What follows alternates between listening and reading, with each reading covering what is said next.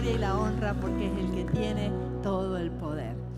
Gracias, hermanos, gracias al Ministerio de Alabanza por este tiempo hermoso que nos conectan con la adoración a Dios y con el reconocimiento, porque en muchas alabanzas cantamos y reconocemos eso maravilloso que Dios hace en nuestras vidas. Qué lindo es reconocer que estamos en sus manos y que valoramos y reconocemos todo lo que es Dios para nosotros.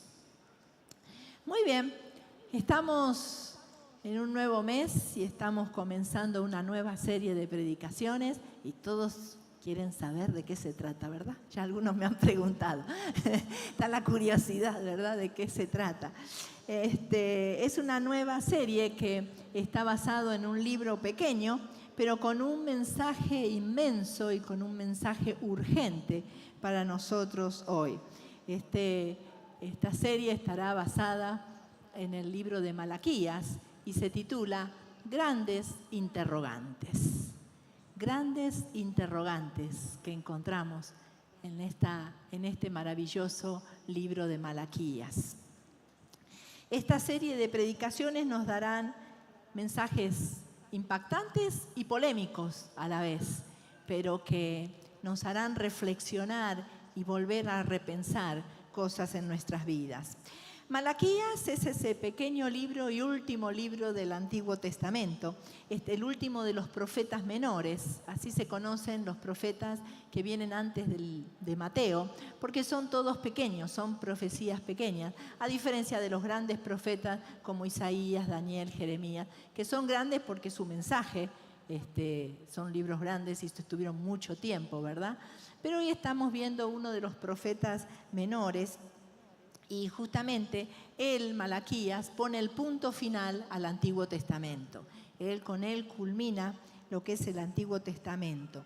Este libro es un puente justamente, porque es el último profeta del Antiguo Testamento, el último eco de la voz de Dios ante un silencio que se va a venir de 400 años.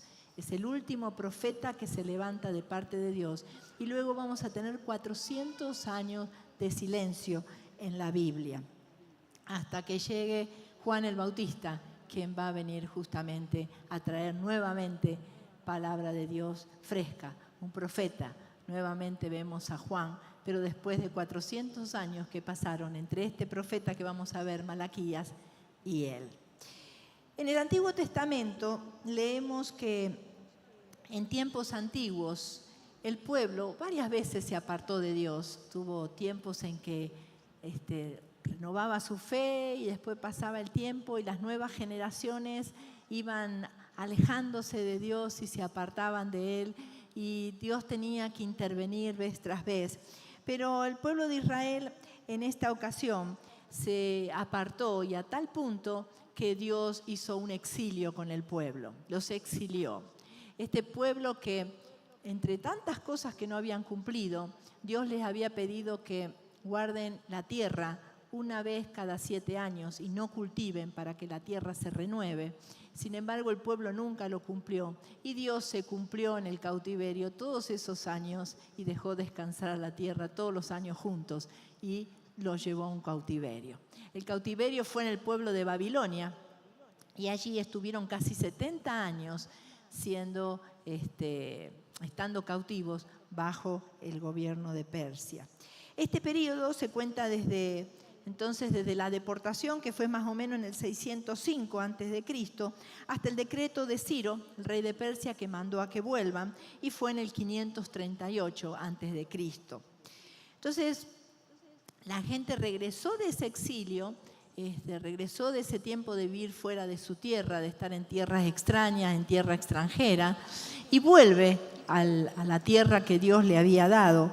Y justamente comienzan a reconstruirla, porque el hecho de estar 70 años sin habitar y había muy poca gente que podía hacer algo y algunos que se aprovechaban. Entonces reconstruyeron los muros, reconstruyeron sus casas, reconstruyeron el templo que tenían para adorar a Dios, pero la fe no la reconstruyeron. La fe se había tornado en vacía, en alejada de Dios. construyeron la parte física, pero la parte espiritual no llegaron a reconstruirla, a volver a buscar a Dios, a acercarse a Él. En el contexto de esta situación es que llega Malaquías. Cuando ya habían construido sus templos, sus casas estaban bonitas, el muro estaba bien, pero el pueblo bien y gracias con Dios, ¿no? Estaba lejos de Él. Entonces, Malaquías interviene en este tiempo, trae al pueblo palabra de Dios en este tiempo. El nombre Malaquías significa mi mensajero, pero se ignora si fue su nombre real o es el nombre que se le puso justamente porque llevaba el mensaje de Dios. Es como un apodo que se le puso por ser él el que traía el mensaje directamente de Dios, porque no se conoce mucho como nombre, entonces se cree que fue el nombre que se le puso. Y el nombre realmente no importaba mucho, porque lo que se quería dejar en claro era que el mensaje venía directamente de Dios, no era de una persona, sino directamente de Dios. Por eso no se pone tanta atención en quién lo habló, sino el mensaje de quién estaba viniendo. Su mensaje son una serie de preguntas que Dios lanza. Dios está dando preguntas a su pueblo y nosotros debemos escucharlas hoy. Nosotros debemos reflexionar en estas preguntas que Dios hizo al pueblo. Malaquías no es un libro que acusa sin razón. Justamente es un libro que confronta a la apatía religiosa con la verdad del corazón de Dios. Una apatía religiosa que había entre el pueblo de Israel. Y es a Malaquías a quien le toca justamente traer este mensaje. Si vamos al libro de Malaquías, es el que está antito de Mateos, el que tiene ahí a Biblia física, viene Mateo, viene Malaquías y ya viene Mateo. Este tiempo de silencio queda allí, ¿verdad? Malaquías capítulo 1, en el verso 1 y 2, dice así: profecía de la palabra de Jehová contra Israel por medio de Malaquías. Yo os he amado, dice Jehová, y dijisteis, ¿en qué nos amaste? Ahí está, Dios desafiando al pueblo. ¿No era Esaú el hermano de Jacob, dice Jehová, y amé a Jacob? Aquí viene la parte en que Dios comienza, es como uno se lo imagina, se remanga la camisa, el Señor, ¿verdad? Y dice, ahora vamos a arreglar cuentas, ahora vamos a ver cómo está el pueblo, vamos a ir al interior de la vida del pueblo y vamos a hablar frente a frente. Entonces la situación de Israel no le era grata a Dios, algo olía mal. Algo veía que en el pueblo no estaba funcionando y quería extirpar de raíz ese tumor que estaba en el pueblo, encarnado y que no los dejaba desarrollarse, no los dejaba crecer en su vida espiritual. Dios se dirige al pueblo buscando respuestas. ¿Qué está pasando? ¿Por qué está ocurriendo lo que está ocurriendo? ¿Por qué hay apatía en el pueblo? ¿Por qué hay desgano? ¿Por qué hay falta de compromiso en mi pueblo que yo amo? Malaquías va a resumirlo en una frase, porque se está apagando el fuego de la fe en Dios.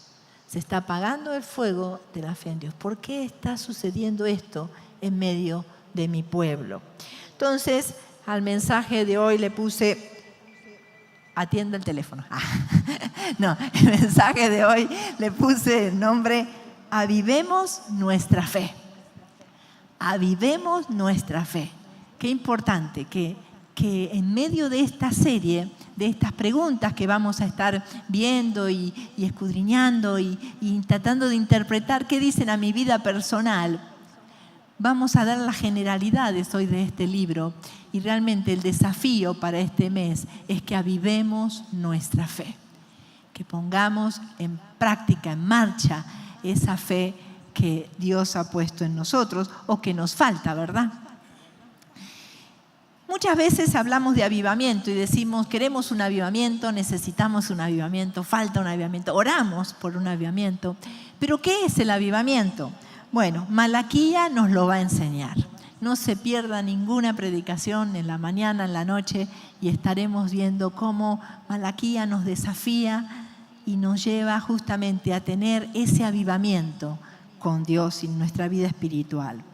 A lo largo de esta serie que vamos a tener entonces estos próximos domingos, vamos a ver lo que el comentarista Kelly dice: avivar el fuego de la fe. Vamos a avivar en nuestra vida el fuego de la fe, o vamos a buscar cómo reavivar o avivarlo, si es nuevo, en nuestra vida el fuego de la fe.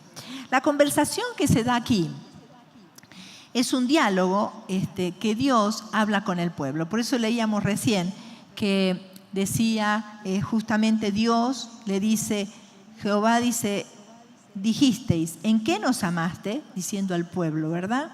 Entonces Dios dice, yo los amé, pero ustedes dicen, ¿en qué nos amaste? O sea, Dios está haciendo un diálogo y es el pensar del pueblo. El pueblo es lo que Dios está viendo, que el pueblo en su corazón está sintiendo.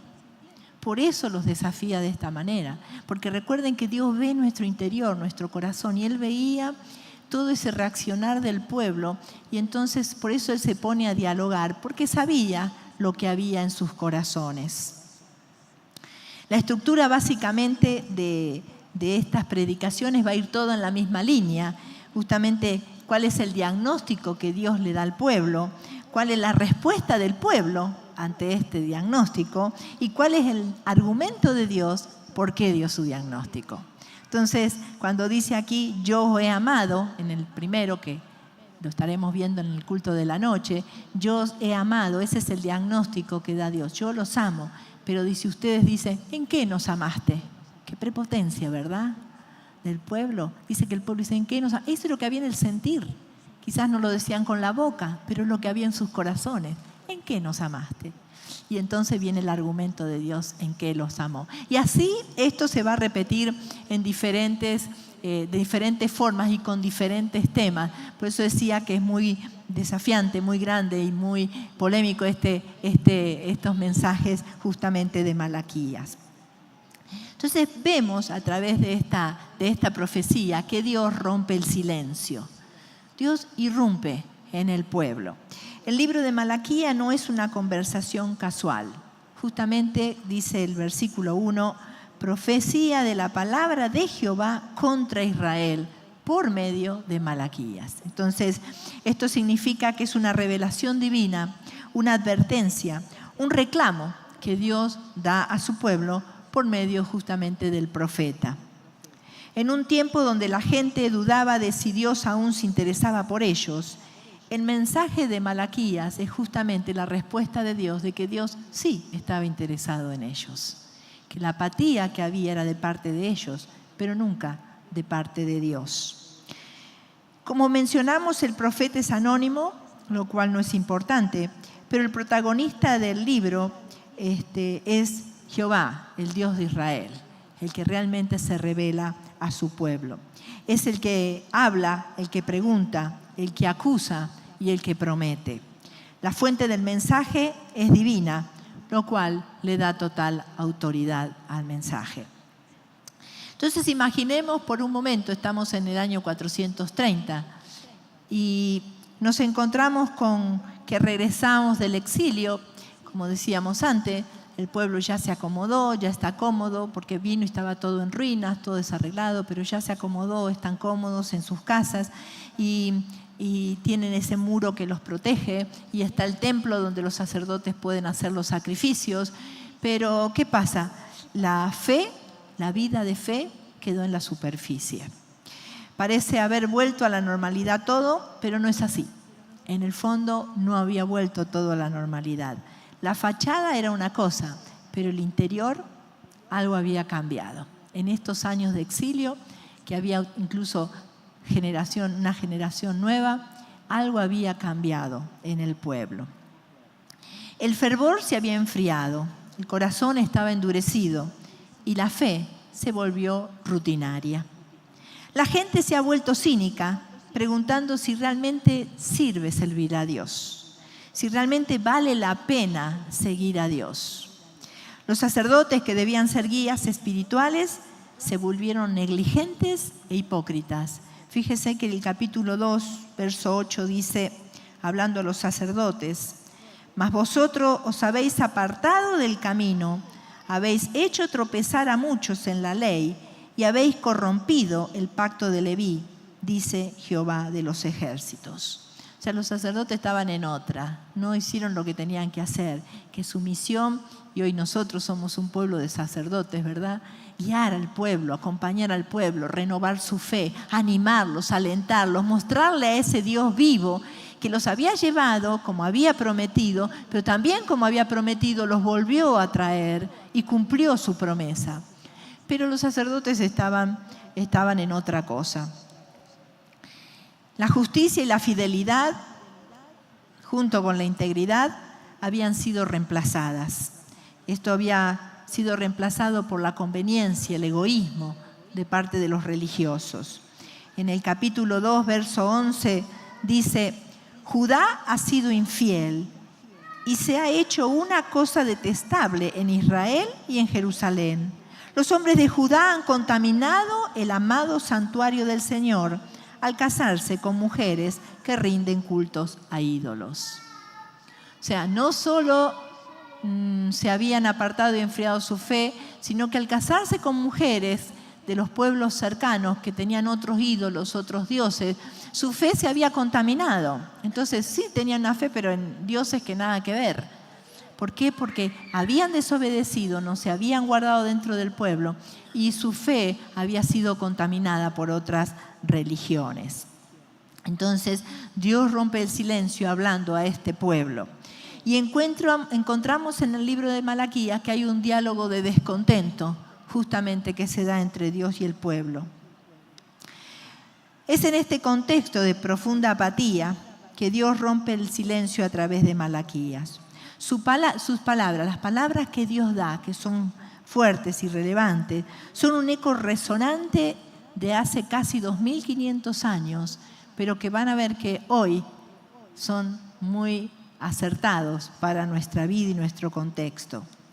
Este libro, que es el último de las profetas del Antiguo Testamento y que cierra justamente con sus palabras un capítulo, como decíamos, de profecías que habían venido y abre un tiempo de silencio de 400 años, hace que Malaquías entonces sea el que conecta lo que va a ser después el Mesías, la llegada del Mesías con Juan el Bautista. No tenemos nada más después de Malaquías hasta que irrumpe Juan el Bautista con el mensaje poderoso de la llegada del Mesías.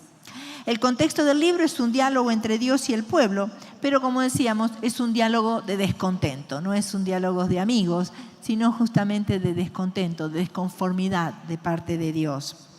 Se le ha llamado a Malaquías el Sócrates hebreo. Algunos le han llamado el Sócrates hebreo, justamente porque Sócrates se hizo famoso por enseñar este método de llegar a la gente por medio de preguntas, lo que se conoce con el método socrático o mayéutica, y justamente Malaquías usa de parte de Dios esta metodología de hacer preguntas, de llevar a reflexionar. La estructura de este libro, si ustedes notan, con este uso de la mayéutica, es que el maestro, mediante preguntas, va haciendo que el discípulo vaya descubriendo nociones o cosas que están latentes en su vida, que están allí en su corazón. Y por medio de las preguntas los hace pensar y los hace justamente reflexionar en esto que ellos están sintiendo. Y recordemos que Sócrates sí fue contemporáneo al tiempo de Malaquías, era algo que el pueblo griego estaba usando y Dios, que siempre está en contexto, lo usa también para referirse al pueblo. Entonces, a lo largo de esta serie, Malaquías nos confrontará con una serie de preguntas y acusaciones que nosotros también debemos escuchar hoy. El pueblo de Israel, liderado por sacerdotes corruptos, cuestiona a Dios en todo momento. A lo largo del libro, Dios hace una declaración y el pueblo responde: ¿en qué? ¿En qué? Por ejemplo, lo primero que revela es el corazón, la indiferencia. Dice: ¿en qué nos amaste? Yo los amé. ¿En qué nos amaste? El pueblo olvidó la evidencia del amor de Dios en su propia historia. Recordemos y tengamos en mente lo que Dios ha hecho en nosotros. A veces hay algo que nos preocupa, algo que nos afectó hoy, pero no recordamos todo lo maravilloso que Dios fue en nuestra vida. Y el pueblo lo había olvidado, el pueblo estaba en otra cosa. La segunda acusación que expone dice, ¿robará el pueblo a Dios? Y el pueblo dice, ¿y en qué te robamos? Qué fresco todo, ¿no? Suena como que, ¿en qué te robamos? Pero díganme si a veces nosotros no somos así con Dios. Señor, ¿pero en qué? ¿Por qué me hiciste esto? ¿Por qué yo en qué te fallé para que tú me hagas esto? Y entonces reclamamos, ¿verdad? Entonces, cuestiona a los que dejaron de dar el diezmo al Señor.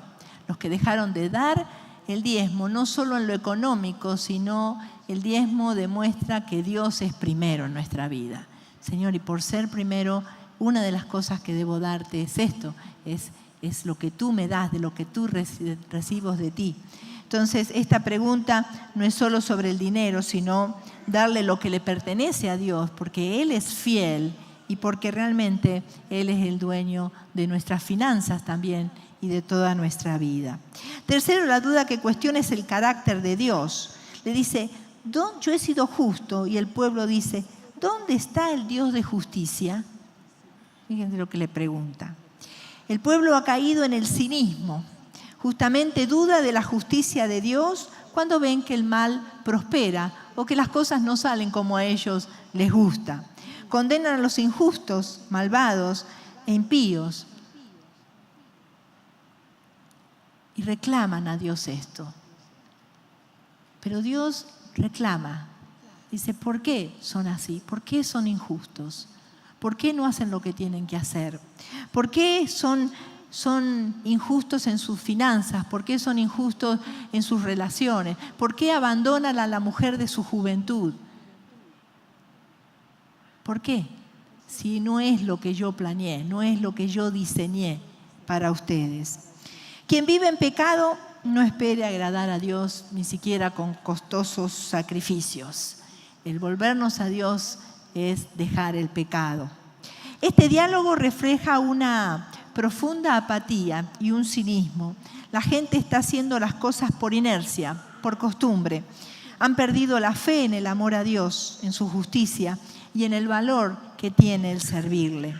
Los personajes claves son los sacerdotes corruptos y el pueblo que lo sigue. El pueblo que no se rebela, que no reacciona y que sigue justamente apático a todo lo que sucede. Malaquí es el mensajero, es el canal a través del cual Dios quiere despertar a su pueblo. Entonces, este libro nos va a desafiar justamente a ver nuestras vidas, a examinarnos, a entrar a nuestro interior. Y cada uno de nosotros tenemos nuestra historia, nuestra vivencia, nuestra forma de seguir a Dios, pero el Señor quiere desafiar si hay apatía entre nosotros, si hay una apatía, un desgano, algo que les impide llegar a Dios, algo que está estorbando ahí en su vida. Dios quiere hablarnos a través de este mes. Dios quiere trabajar en cada uno de nosotros. Aunque el mensaje es antiguo, es un espejo donde podemos reflejarnos hoy. Nuestra fe puede ser una rutina o una relación. Puede ser una rutina de fe, ¿sí? Hago cosas, o una relación con Dios. Es fácil caer en el mismo patrón de ir a la iglesia, cantar, cumplir con algunas cosas, escuchar el sermón, mientras nuestros corazones están lejos y no están dispuestos a cambiar nada ni a hacer nada. Solo cumplimos. Fue buena la palabra, fue mala la palabra, me llegó, no me llegó. Los cantos, este me gustó, este no me gustó, este sonó bien, este. Podemos estar así y venir apáticos a lo que está sucediendo de verdad, lo que Dios quiere hablar a cada uno de nosotros. Nuestra vida espiritual se mide por las respuestas que les damos a Dios de las demandas divinas. Malaquía nos desafía, a examinar nuestra fe. Si nuestra fe justamente es una rutina vacía o una relación viva con ese Dios real, con ese Dios que habita en medio de nosotros. El apóstol Juan nos enseña que la fe es la clave justamente para vivir una vida de victoria. Fíjense que el apóstol dice, porque todo lo que es nacido de Dios vence al mundo. Y esta es la victoria que ha vencido al mundo, nuestra fe. Nuestra fe. Por eso Dios desafía al pueblo, renueven su fe. Porque es lo que trae la victoria, es lo que nos va a hacer victoriosos, lo que nos va a hacer genuinos, lo que nos va a hacer con una relación verdadera delante de Dios. La fe viva nos da el poder para resistir las tentaciones, superar los desafíos, vivir una vida que honre a Dios. Es una fe que no se rinde, sino es la fe que vence. La fe que vence al mundo. Es una fe que debemos buscarla en nuestro interior. Está allí, pero debemos buscarla, renovarla, desafiarnos a que esta fe viva reaparezca en nosotros. Entonces, una de las preguntas puede ser, ¿nuestra fe es rutina o es una relación genuina con Dios? Otra puede ser, ¿dudamos de la fidelidad de Dios? Quizás eso nos está estorbando para este mensaje que se viene, para este mes que se viene. Quizás dudamos de la fidelidad de Dios. El pueblo de Dios cuestionaba el amor de Dios cuando las cosas justamente no salían como ellos esperaban. Nosotros también podemos caer en esta trampa de dudar de esta fidelidad de Dios. De dudar de si Dios está allí, de si las cosas que, Señor, realmente pasan son tu voluntad, no podés cambiarla, no podés darme lo que quiero, yo necesito esto, necesito el otro, y no estamos poniendo realmente con seguridad, sino que estamos pidiéndole a Dios, pero nuestra fe no está en que Él va a hacer las cosas. Entonces nosotros sí oramos a Dios, pero buscamos cómo la podemos hacer.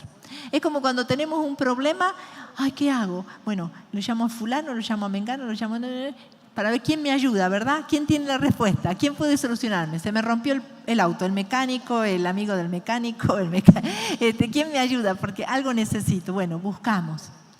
Y lo último, buscamos a Dios. Ya si nada puedo hacer, ahí buscamos a Dios. Porque dudamos realmente de Él. Cuando viene un problema en nuestra vida, cuando falta nuestra fe, cuando nuestra vida se derrumba, arrodillados es donde debemos buscar que Dios renueve nuestra fe. El capítulo 11 de Hebreos dice, de hecho, sin fe es imposible agradar a Dios. Todo el que desee acercarse a Dios debe creer que Él existe y que Él recompensa a los que le buscan con sinceridad.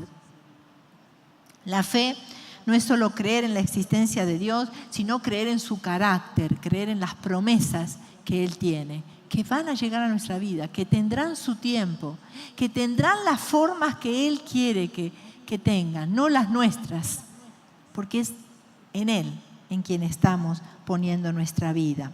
Una fe viva cree que Dios nos recompensa y actúa en consecuencia a lo que nosotros vivimos, incluso cuando la recompensa no es visible de inmediato. Fíjense que todos los personajes que mencionan en Hebreos 11 y que hablan de la fe, todos ellos esperaron y confiaron en algo que jamás vieron. Ellos hablaban de la salvación, hablaban del Mesías, hablaban de que Dios iba a restaurar a la humanidad, pero ¿qué? Nunca lo vieron. Era la fe que tenían y murieron y dieron su vida porque sabían que Dios lo había prometido y Dios iba a traer esa salvación. Estaban seguros, aunque no la vieron, pero sabían en quién confiaban y sabían que Dios lo iba a responder aunque ellos no lo vieran, aunque no fuera en su tiempo, aunque no lo tuvieran ahí a mano, pero murieron con esa confianza. Miren que murieron y de formas tremendas, o fueron torturados, o fueron sacrificados, pero con esa confianza, esa convicción de que Dios era real y que aunque yo no lo vea hoy, Dios es fiel y va a traer la salvación a la humanidad. Qué lindo, esa es la fe que no falla, ese es el Dios que no falla. Señor, no están sucediendo las cosas como yo quiero, pero tú eres Dios, tú eres soberano y tú tendrás la respuesta a tu tiempo. Tú conoces todas las cosas porque tú eres Dios. a veces no llegamos a medir y tratamos a Dios como estos pueblos de Israel. Yo digo, qué prepotencia para tratar a Dios así. ¿No entendemos a veces quién es Dios? A veces entendemos que es un jefe, un presidente, alguien que puede dar órdenes y se le respeta, o se hace lo que Él dice. Pero Dios es más que eso. Y Dios tiene todo bajo su poder. Todo. Y si decimos, Señor, pongo mi vida en tus manos, está en tus manos. Haz lo que tengas que hacer. Quizás no lo voy a entender, quizás me va a costar, va a ser difícil, pero está en tus manos. Tú sí sabes lo que quieres. Tú tienes el control. Tú eres Dios, con todas las letras. Y no puedo compararme contigo. No puedo tener esa prepotencia de poder cuestionarte cuando tú eres Dios y eres un Dios amoroso que nos ama. El otro día, hablando, decíamos con Germán, qué tremendo, porque cuando uno ve otras religiones, a veces los dioses son crueles, son malos. Y uno dice, y nosotros tenemos un Dios que es amor, que en esencia es amor y nos ama, aunque nosotros no entendamos algunas cosas, aunque a veces nuestra vida se complique, aunque Él nos ama. Él nos ama con todo. Él es amor, no tiene amor, no da amor, es en su esencia es amor. Entonces vengamos a Él con toda nuestra fe. Señor, mi vida es tuya y yo sé que tú me amas, no vas a hacer nada que me dañe. Entonces esa fe es la que necesitamos que se renueve en nosotros. Lo tercero, ¿somos adoradores de corazón? Los sacerdotes ofrecían lo peor. El pueblo cumplía los ritos, pero por costumbres, siguiendo el tiempo de lo que enseñaban allí en su tiempo los sacerdotes. La laxitud y el relajamiento, el incumplimiento de los deberes religiosos y del culto, es una indicación de apatía espiritual. No, yo ya serví muchos años, ¿ahora para qué? O ya di todo. Cuando decimos servir, no, ya a mí déjenme, no me metan en eso. Orar, vieron que mi vida es tan complicada que para orar todos los días, cómo me cuesta. No pasa nada si no voy a la iglesia. Pongo YouTube y mientras pongo YouTube hago otras cosas en la casa. Apatía espiritual. Cuidado, empieza muy leve y cada vez se hace más grande. Pero esa apatía es la que lo llevó al pueblo a estar como estaban. ¿Qué le damos nosotros a Dios? ¿Nuestras obras de tiempo, del talento, de los recursos? Malaquías nos llama a dar lo mejor de nosotros porque es Dios el que merece lo mejor. Es Él.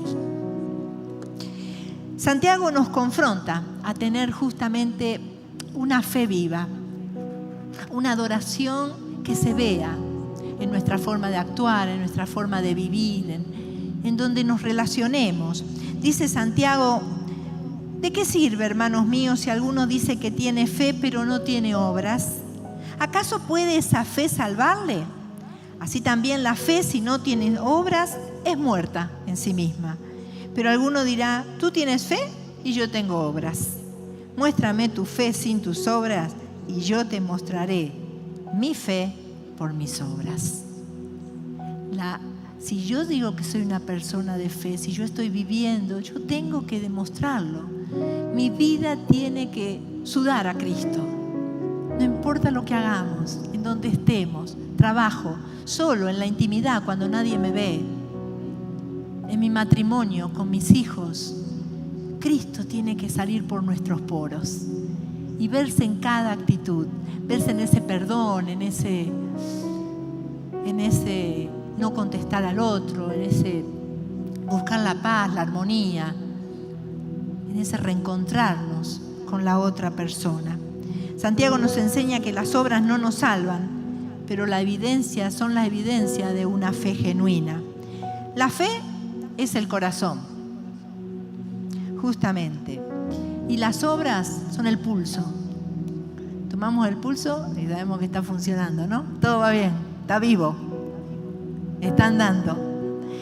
Es lo que nos diferencia de los demás, lo que nos acerca al propósito de Dios, nos permite mostrar a Dios, lo que hace que lo ordinario de nuestra vida se convierta en extraordinario, porque hay una diferencia. El mensaje de Malaquías no es una condenación, sino es un mensaje de urgencia, un mensaje de esperanza que Dios trae al pueblo. Dios nos llama a volver a Él, a renovar el pacto que tenemos con Él. Y fíjense que al finalizar el libro, en el capítulo 4, verso 2, dice: mas a vosotros, los que teméis mi nombre, nacerá el sol de justicia, y en sus alas traerá salvación, y saldréis y saltaréis como becerros la manada. Ahí está la esperanza.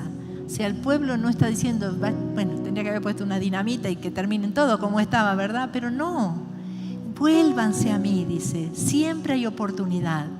Y fíjense, si ustedes temen mi nombre, nacerá el sol de justicia. Esta es la última profecía que vemos de Jesús. Allí está hablando del sol de justicia, que traerá sanidad en sus alas, dice. ¿Quién es ese sol de justicia? ¿Quién es el sol? Sino Jesús, que trae luz, que trae vida, que es ese sol que alumbra y saca las tinieblas del pecado para traer vida y vida en libertad. Trae la justicia, nos hace justos delante de Dios, y es un mensaje de justicia el que vemos a través de todos los evangelios, que viene de parte de Dios. Y trae las alas que traen su poder sanador y redentor, que tendríamos todos nosotros y que hoy nosotros podemos disfrutar. Pero ya Malaquías, en este último libro, da esa promesa. Él tampoco la vio, pero él sabía que ese sol de justicia iba a venir. Y 400 años después vino. Y nosotros 2500 años después la disfrutamos. Disfrutamos de ese amor y de esa salvación que Dios nos da. Entonces, no se pierdan esta serie que justamente nos invitará a examinar nuestro propio corazón. A menudo, como el pueblo de Dios, vivimos nuestra fe por costumbre, pero que no sea así. Que el fuego del primer amor venga y se renueve en nosotros. Así que acompáñennos en este viaje a través de este libro antiguo, pero muy poderoso y muy actual. Y es un llamado a que como iglesia nos revisemos, como individuos nos veamos si estamos realmente en la línea que Dios quiere. Si sentimos que nuestra relación con Dios es clara, genuina, y que está así, creciendo cada día, renovando nuestra fe, gloria a Dios, sigamos así, no desmayemos, no nos descuidemos. Pero si sentimos que estamos apáticos, que nuestra vida de fe no está en donde debe estar, hoy es el tiempo. Hoy es el tiempo de decir: Señor, renueva mi fe. Ayúdame en mi fe. Ayúdame a vivir esta fe genuina cada día. Ayúdame a valorar lo que tú me das, a palpitar junto contigo, al poder alimentarme de ti para poder dar a otros, para que otros te puedan ver en mi vida. Pero empieza por mí. Empieza por mí. Examina mi corazón. Quizás ha habido cosas diferentes que pueden habernos llevado a esta apatía. Pero Señor, tú eres Dios. Tú me entiendes. Tú sabes, tú perdonas, tú renuevas al corazón que está abatido, cansado, que está frustrado, que no encuentra respuesta. Hoy puede hacer una diferencia. Este mensaje que empieza hoy y seguirá a través de este mes puede ser el inicio de un cambio radical para muchos de nosotros. Pongámonos de pie. Y ahí donde estamos, no si quieren pasar al altar, siempre está abierto, pero probemos a nuestro Dios y digámosle con nuestras palabras lo que hay en el fondo de nuestro corazón, lo que escuchamos, lo que necesitamos decirle, lo que necesitamos de Él. como personas, como hijos suyos. Querido Dios y Padre, en esta mañana queremos poner nuestros ojos en ti, Señor. Te necesitamos, Padre. Gracias, Señor, por los que mantienen su fe viva, se renueva cada día en ti y están viviendo en victoria su fe. Gracias, Dios, por ellos. Sigue cuidándolos, bendiciéndolos, dándoles más cada día de tu presencia. Pero, Señor, si hay corazones que están pasando por esta apatía, míralos, Dios. Revélate a ellos. Toca su ser, abrázalos, hazles sentir que tú estás aquí, que tú nos amas, que tú nos buscas, que tú quieres lo mejor para nosotros.